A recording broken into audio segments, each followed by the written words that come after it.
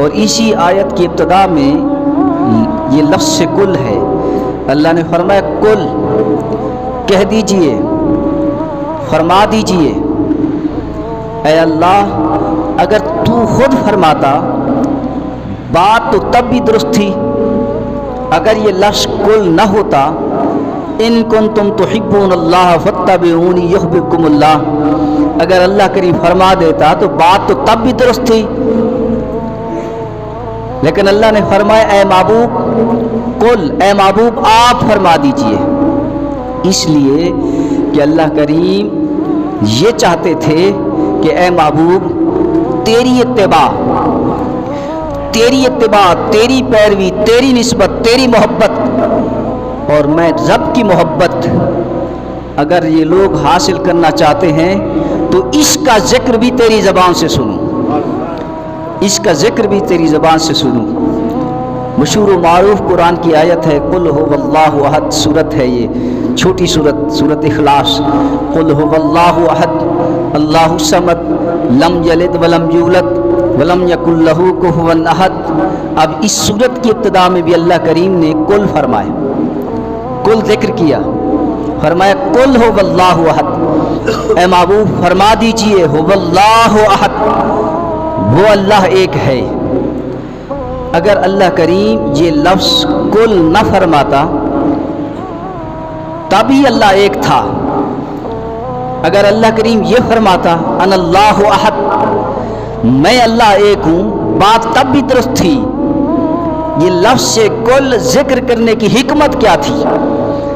علماء نے بیان کیا. اللہ کریم نے فرمایا قل هو اللہ احد، اے محبوب میں اللہ تو ایک ہی ہوں، میرا کوئی شریک نہیں، میں واحد ہوں، لیکن میں اپنی وحدانیت اور اپنے ایک ہونے کا اعلان بھی تیری زبان سے سننا چاہتا ہوں. اے محبوب اپنی زبان سے فرما، کل فرما دیجئے هو اللہ احد، وہ اللہ ایک ہے.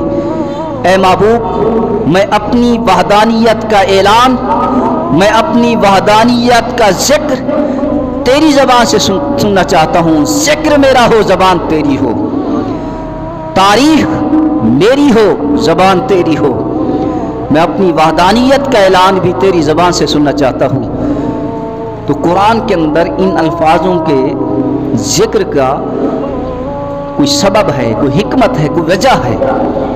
تو فرمایا قل ان کنتم تحبون اللہ فاتبعونی یحببکم اللہ. اللہ نے فرمایا محبوب فرما دیجئے اگر تم اللہ سے محبت کرنا چاہتے ہو فاتبعونی، تو میری تابعداری کرو، میری اتباع کرو. یحببکم اللہ، پھر اللہ کریم تجھ سے محبت فرمائے گا. صرف محبت نہیں فرمائے گا، قرآن کی آیت آگے بھی ہے. صرف محبت تک قرآن کی آیت نہیں رکی، صرف محبت نہیں فرمائے، اللہ کریم محبت بھی فرمائے گا، پہلا انعام. دوسرا انعام یہ ہے وَيَغْفِرْ لَكُمْ ذُنُوبَكُمْ، اللہ کریم تمہارے گناہ بھی بخش دے گا. تیسرا انعام واللہ غفور الرحیم، اللہ معاف بھی فرمانے والا ہے، رحم کرنے والا بھی ہے، رحم کرنے والا بھی ہے.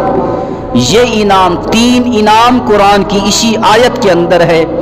تین انعام صرف ایک عمل کے پیچھے، صرف ایک عمل کے پیچھے یہ تین انعام ہیں.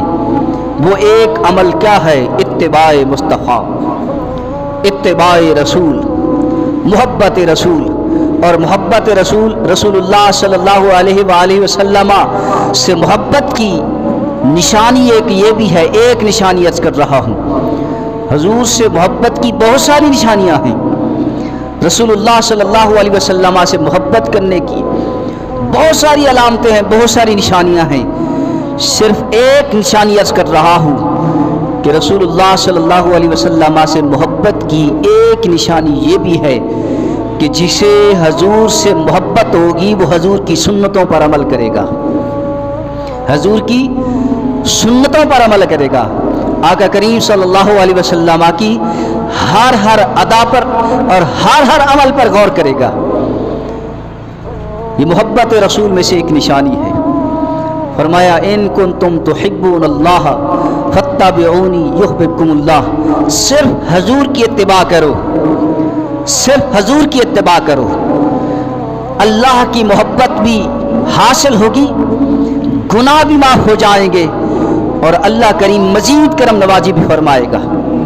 3 انعام خدا کی طرف سے نصیب ہوں گے رسول اللہ صلی اللہ علیہ وسلم سے محبت کرنے والے پر۔